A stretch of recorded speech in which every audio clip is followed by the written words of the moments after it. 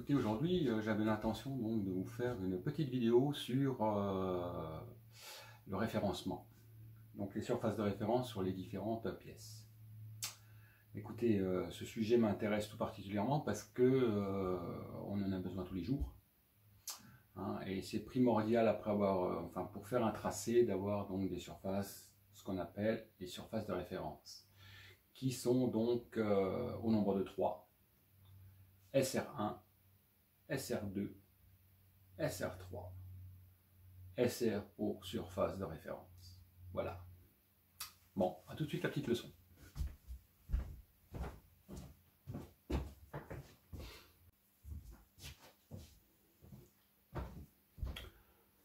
Donc, voici une pièce. Je l'ai prise rectangulaire, parce que c'est ce qu'on a de plus courant en général dans les ouvrages. Hein. Je n'ai pas voulu la prendre carrée parce que ça peut prêter un petit peu à confusion. Donc, écoutez, ça va pas être bien long.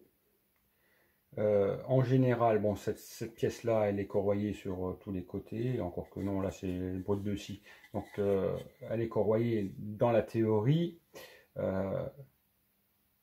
sur une première face, sur la dégo, la seconde face sur la dégo.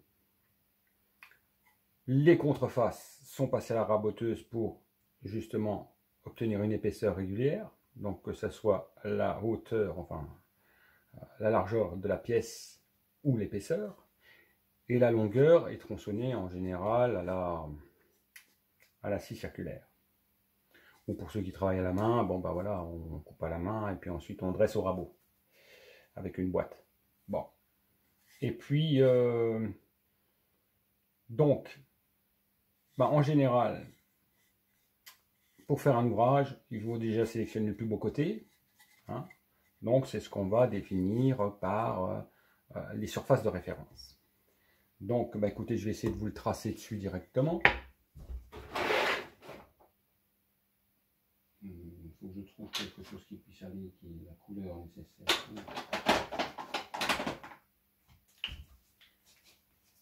Écoutez, j'ai trouvé un petit feutre, donc voilà. Celui-ci, par exemple, on va dire qu'il est de manière homogène. Bon, de toute façon, le nœud, on l'a des deux de chaque côté. On l'a là, c'est comme ça qu'on établit le bout de bois. Donc, par exemple, ici, on va faire SR1. Alors, je le symbolise par SR1, n'est-ce pas? Mais, il va, en général, être matérialisé par le signe d'établissement, qui va être un truc comme ça. Voilà. On va dire que ça, c'est SR1. Voilà. Ensuite, la deuxième face va être la partie qui a été mise d'équerre. Parce que quand vous mettez une pièce d'équerre sur une raboteuse, enfin sur une dégauchisseuse, hein, je parle bien. Quand vous dressez cette pièce-là et son champ, en général, vous faites ça. Pour dire que ça sort de la dégo. D'accord? Ce qui va vous permettre de ne raboter exclusivement que sur la face là et que sur la face là pour tirer l'épaisseur. Ce qui est un petit peu faux parce que dans tous les cas de figure, en général, je mets une toute fine passe de chaque côté pour atténuer les ondes laissées par la dégo qui est beaucoup moins régulier que la raboteuse. Mais bon, voilà. Donc, celle-ci, c'est SR1. En général, la surface d'équerre de l'autre côté, c'est ce qu'on appelle, si vous travaillez au rabot à main par exemple, hein, ce sera SR2. Voilà. Et la butée, celle qui va vous servir de référence sur la butée pour couper une pièce de long, c'est-à-dire que celle-là, vous la coupez d'équerre. Ça va être votre première référence en coupe d'équerre sur la boue. Et donc pour couper la pièce de longueur, il vous faut une surface de référence pour la butée. Donc celui-ci, on va l'appeler SR3. Voilà. Alors quand vous ferez des gabarits ou que vous tracez, en général, toutes les tables d'outils, que ce soit un trusquin, je vais chercher un peu, je vais vous présenter avec un trusquin, voilà, vous comprendrez mieux avec un trusquin. Voilà. La surface de référence 1, si vous voulez faire un tenon, vous allez utiliser cette surface-là, qui est la surface de référence numéro 1. Voilà. Non, une mortaise. Hein. Voilà. Donc vous allez toujours utiliser ce côté-là pour tracer. De même que quand vous allez tracer votre tenon sur la pièce, sur l'autre pièce, vous allez toujours utiliser le SR1, c'est-à-dire celui qui est face à l'établissement de vos pièces. Comme ça, vous avez toujours la même base. Même si vous n'êtes pas dans l'axe, ce que je fais là, hein, je ne suis pas dans l'axe, je ne sais pas si on voit bien, et je ne suis pas du tout dans l'axe, et bien peu importe, quand vous ferez votre tenon, il sera obligé de s'aligner avec votre mortaise. Il ne peut pas en être autrement. À partir du moment où vous avez respecté vos surfaces de référence, vos surfaces de traitement, de traçage en fait, vous ne pouvez plus vous tromper. Voilà. De même que pour les usinages, ben, vous allez poser la table, par exemple sur la mortaiseuse, vous allez poser SR1, et ben, sur la deuxième pièce de l'autre côté, vous allez poser le SR1, obligatoirement. Si vous avez une règle devant, et ben, c'est le SR2 qui va venir. Hein, si vous avez la règle de la mortaiseuse, genre une espèce de butée comme ici, tac, ben, elle sera sur le SR2. Vous voyez, vous avez toujours une première surface de référence et une seconde surface de référence, ce qui est obligatoire. Et en général, elles correspondent toujours donc, à l'équerrage. Ces surfaces-là, ben, en théorie, on ne s'en sert pas de référence. Alors c'est en théorie, parce que dans la pratique, il y va des fois, on n'a pas le choix. Donc on va travailler sur les contreparements. Mais dans ce cas-là, si on travaille sur le contreparement, on travaillera sur le contreparement de l'autre pièce aussi. Voilà. Pour ce qui est de ça. Ensuite, ben, je vais vous montrer une petite technique que j'utilise souvent. C'est quand vous voyez des gabarits, les gens font, beaucoup de personnes font des gabarits, voilà, ils font un gabarit, ils prennent SR1, hein, là-dessus je ne dis rien. Voilà, ils le posent comme ça, ils mettent une butée ici à l'arrière, une butée, même pas de butée, ou juste une règle sur l'arrière. Hein, mettons voir qu'ils mettent juste une pièce de bois comme ça en long à l'arrière, voilà. C'est tout à fait louable, hein, voilà. On veut faire un truc comme ça dedans, on veut faire, je sais pas, une petite élégie comme ça dedans. Et ben, dans ce cas-là, la machine va travailler comme ça, bien sûr, en poussant. Hop. On va dire que la machine, elle, voilà, le sens de la pièce, il est comme ça, voilà, la machine, elle vient là. On a bien notre SR2 qui, bon, voilà, il va servir d'usinage de ce côté-là. Hein, puisque c'est le côté à usiner, hein, on va le prendre comme ça. Donc on est SR1, hein, on est sur le SR1 là. Voilà. Donc on met notre pièce derrière. Et puis donc ça va nous servir de guide. Mais après il nous faut une butée ici.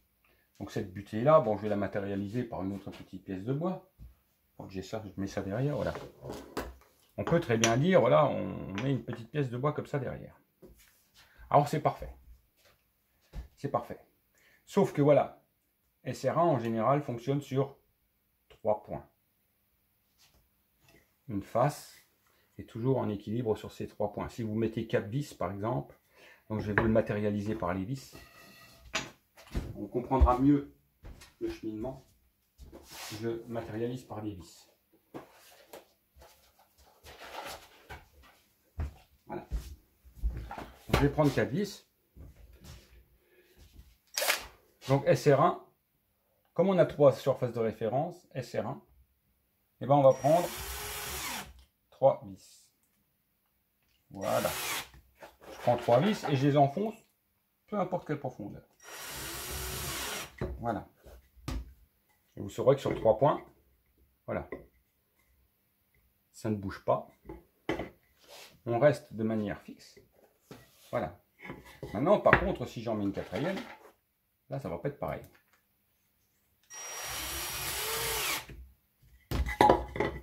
Sur la quatrième, comme on a fait exprès, j'ai pas de chance. Il y a un truc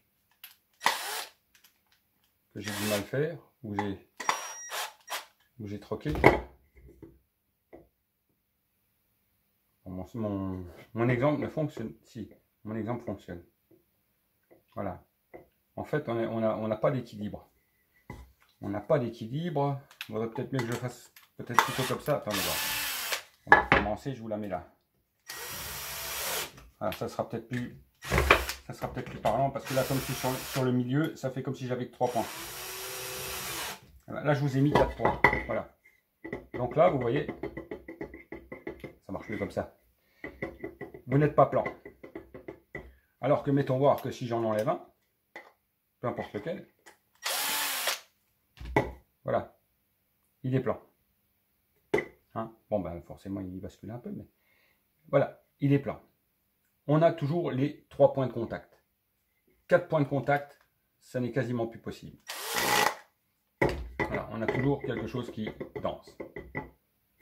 C'est comme ça. Voilà. Donc vous saurez que pour SR1, 3 points de contact. Je vais vous expliquer pourquoi je fais ça. Pour SR2, c'est pas très compliqué.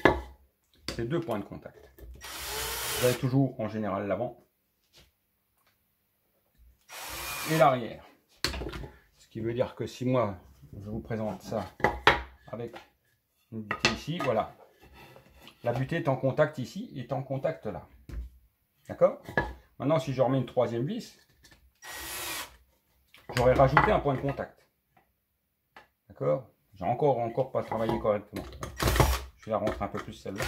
Voilà. Voilà. Donc, vous voyez, vous n'êtes plus du tout correctement aligné. D'où SR2, 2 points de contact. Voilà. SR3, je vais laisser quand même les deux butées là. Voilà. SR3, donc maintenant on a toujours nos 2 points de contact. On veut bloquer ici. Donc sur le SR3, bah, il est pas là. On va le mettre comme ça. Comment je vais faire ça? Voilà, oui, on va le faire comme ça. Hop. Donc là j'étais sur SR2. Le SR3, et ben, on va lui mettre qu'une seule vis. Et du coup, il va se retrouver en contact, toujours en contact ici. Voilà. Votre gabarit ne pourra jamais quasiment être faussé.